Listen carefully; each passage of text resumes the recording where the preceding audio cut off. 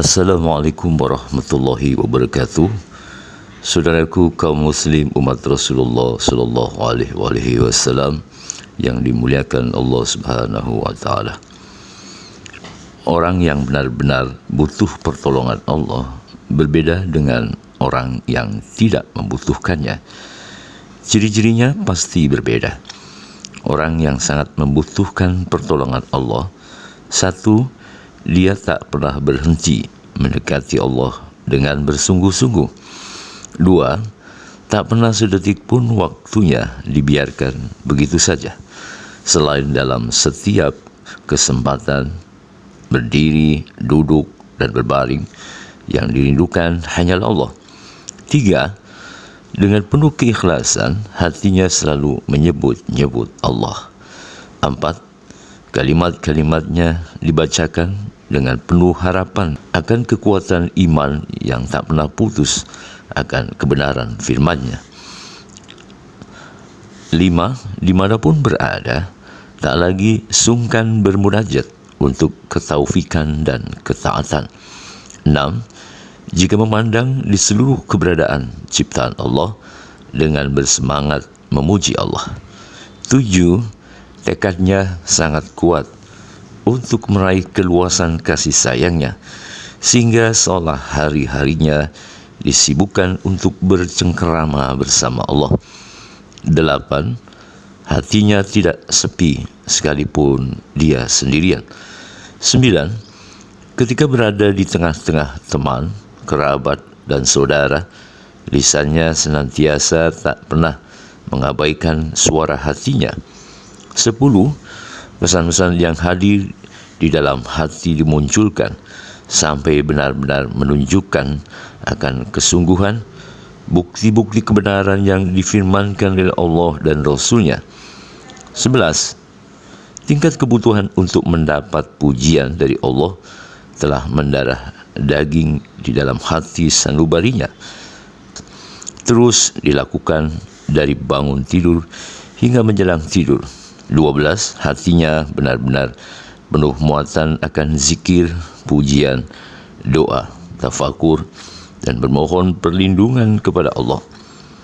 Ciri-ciri itu tidak ditemukan pada diri orang yang tidak sepertinya sungkan menunjukkan rasa butuhnya pertolongan Allah, sekalipun dia memang betul-betul butuh.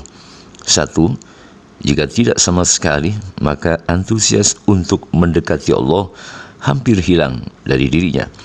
2. Atau jika masih merasa butuh, sesekali dia datang menghampiri Allah lewat solat malam atau solat-solat sunnah lainnya. 3. Dilakukan saat betul-betul sudah merasa terpojok. 4.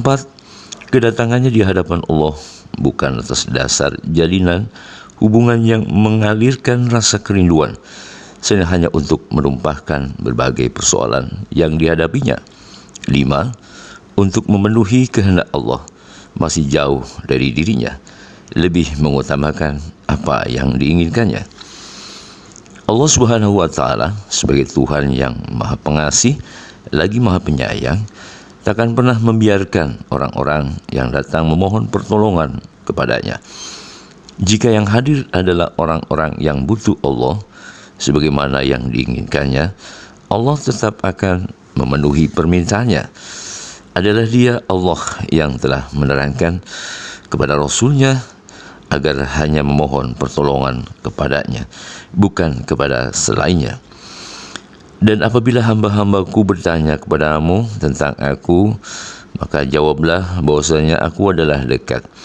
Aku mengabulkan permohonan orang yang berdoa. Apabila ia memohon kepadaku, maka hendaklah mereka itu memenuhi segala perintahku dan hendaklah mereka beriman kepadaku, agar mereka selalu berada dalam kebenaran. Quran Surat Al-Baqarah ayat 186.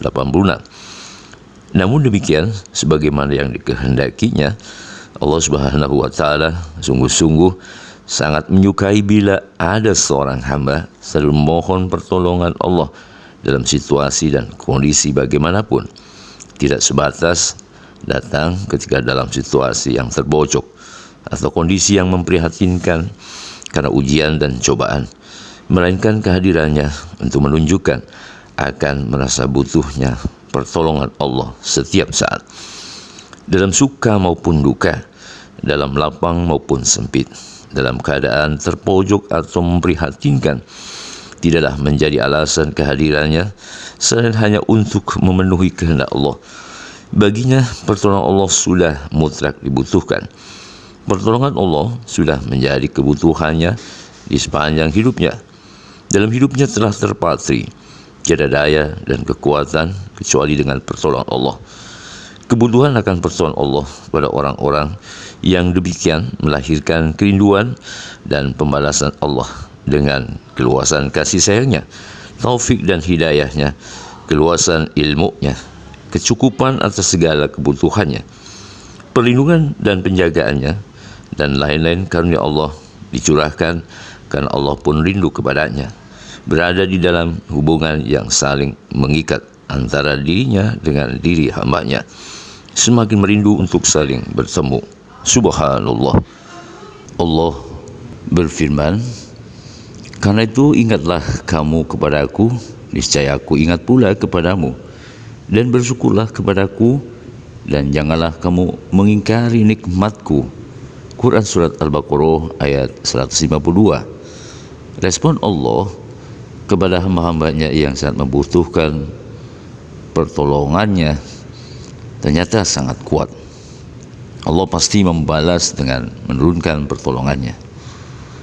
Pemahaman atas sangat membutuhkan menunjukkan adanya kesungguhan sehingga tak ada sedikit pun membiarkan kesempatan yang ada untuk memohon pertolongan. Perbuatan seorang hamba yang bersungguh-sungguh membutuhkan pertolongan Allah pasti membuahkan hasil. Seperti dalam pepatah Arab, man jadda wajadda, siapa yang bersungguh-sungguh maka ia akan mendapatkannya. Karena itulah Allah Subhanahu wa taala telah berfirman, hanya kepada Engkaulah kami menyembah dan hanya kepada Engkaulah kami memohon pertolongan. Quran Surat Al-Fatihah ayat 5. Adalah Allah sangat tegas dan jelas memerintahkan agar hanya kepadanya menyembah, dan demikian juga dalam mohon pertolongan tidak diperintahkan berpaling darinya. Kecenderungan manusia masih menduakan dalam menyembah kepadanya, juga dalam memohon pertolongan. Sesungguhnya Allah sangat melarang menyekutukannya. Demikian saudaraku, semoga bermanfaat. Assalamualaikum warahmatullahi wabarakatuh.